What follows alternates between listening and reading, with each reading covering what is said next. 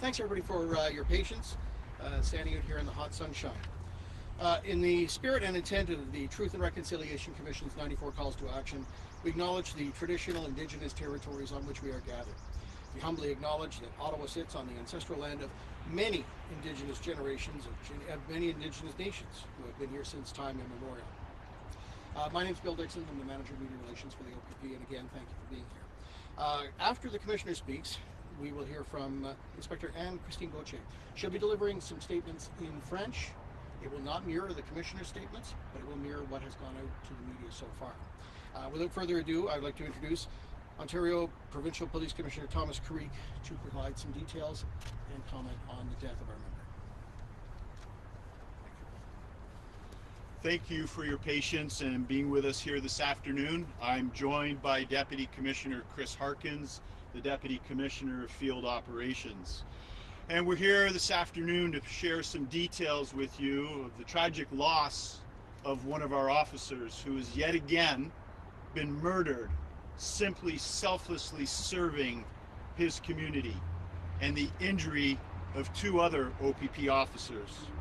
This morning at just after 2 a.m., our officers responded to a sound of gunshots that was reported by a citizen. They arrived at a residence on Laval Street in Bourget, and upon arrival, 3 of our officers were ambushed and shot. Tragically, 42-year-old Sergeant Eric Mueller was killed, and 2 other veteran OPP officers were injured. One of the officers has been treated and released from hospital and is recovering from home. The other veteran OPP officer remains in hospital undergoing treatment. A 39-year-old male was arrested and was taken into custody without further incident by heroic officers that were responding in aid to their injured colleagues. It was just this Sunday, just days ago, that we attended the Ontario Police Memorial. Since September, Canada has lost 10 officers in the line of duty, 9 of which were murdered. Today, with the murder of Sergeant Eric Mueller, that makes 5 police officers in the province of Ontario that have been murdered since September. Eric was an exemplary officer, a family man.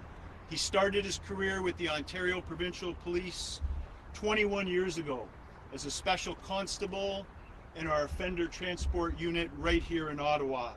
In 2006, he was hired as a provincial constable, and in 2018, in recognition of his exemplary performance, his dedication to duty, his commitment to his colleagues, he was promoted to the rank of sergeant.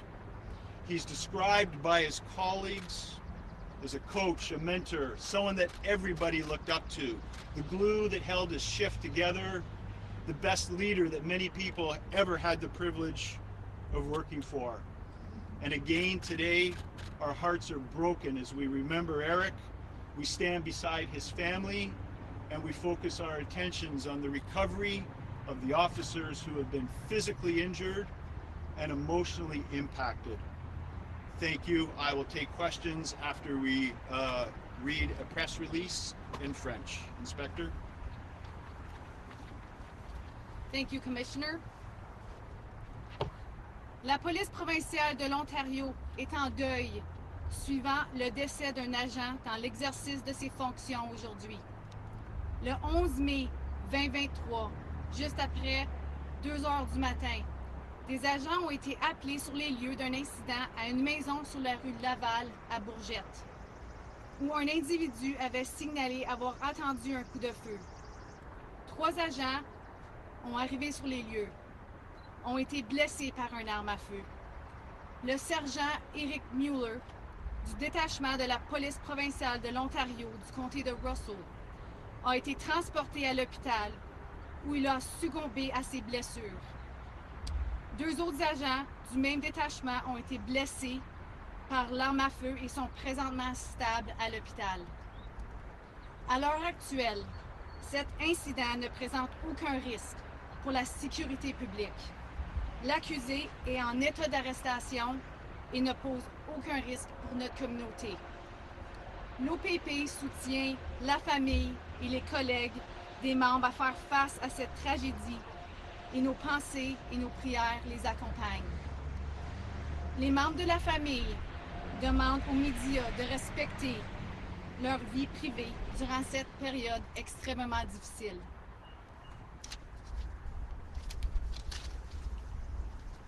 Thank you, Commissioner. Thank you, Inspector.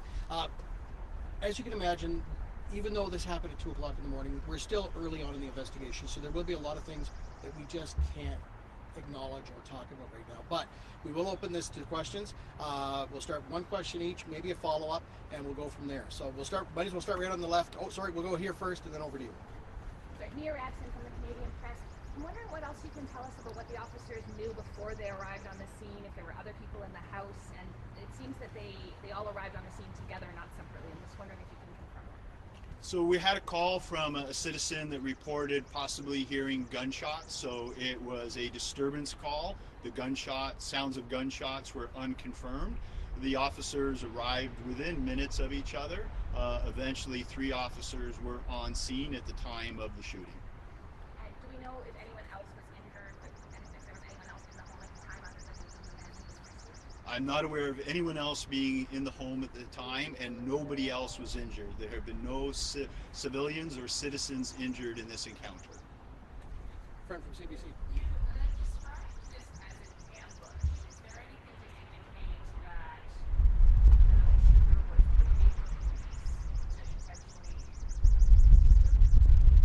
That'll form part of the investigation, but that's exactly how I would describe it based on the information that I have.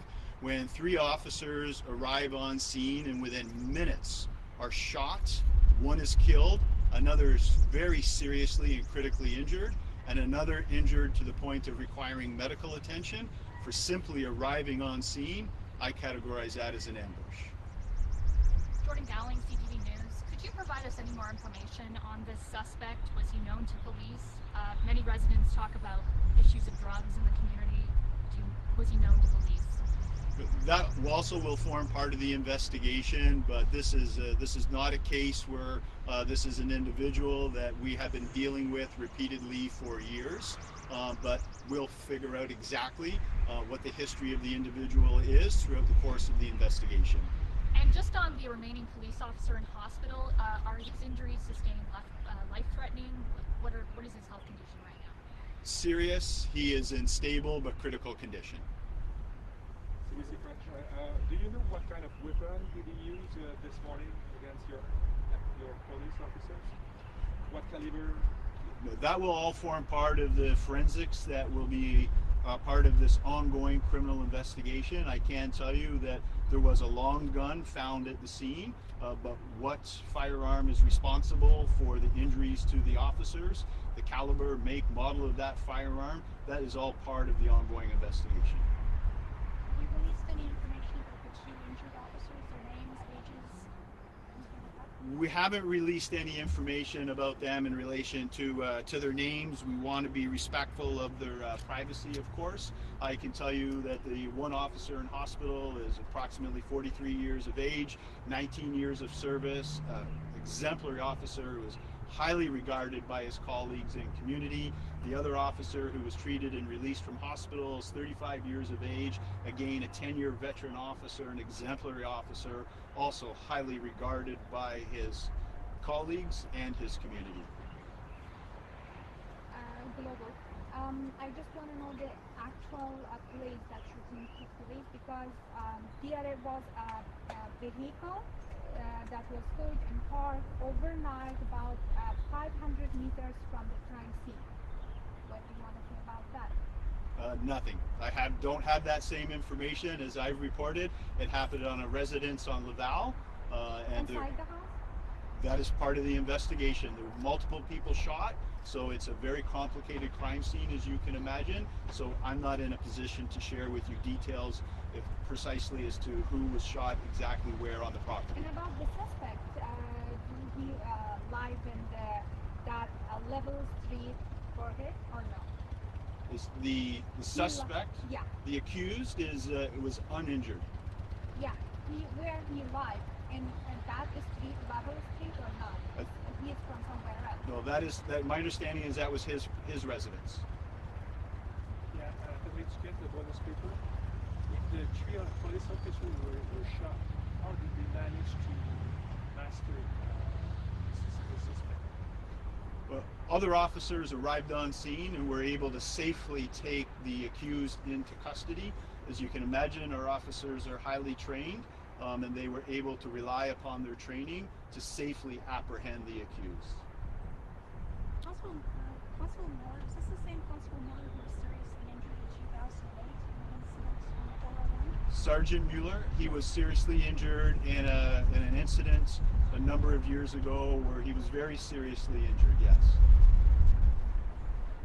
Any other questions? Again, thank you for your patience. Thank you for being here. I appreciate you being here and allowing us to update you and the community accordingly. Thank you.